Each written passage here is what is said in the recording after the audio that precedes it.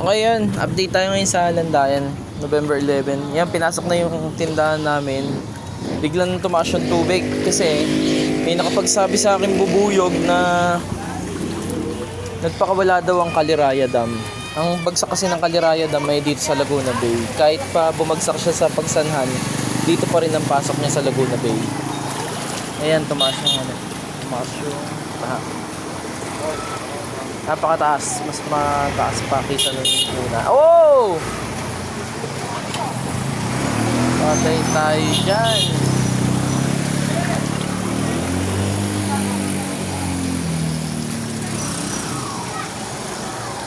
Buhay ang turista dito sa Landayan.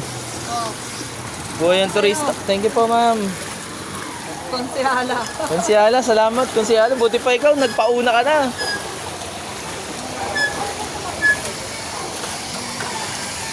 Nagka-negosyo yung mga bata dito.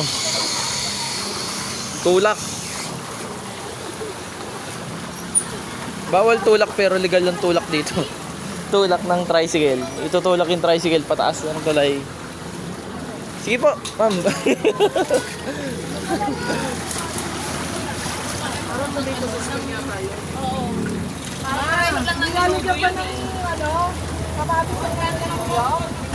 Ay, ayun o. Si Mang Mar, yan. Kung magpapagawa kayo ng aircon ng sasakyan, si Mang Mar.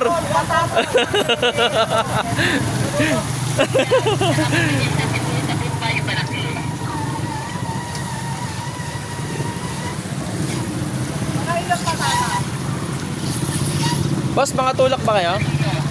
Tulak kayo ng tricycle? Na?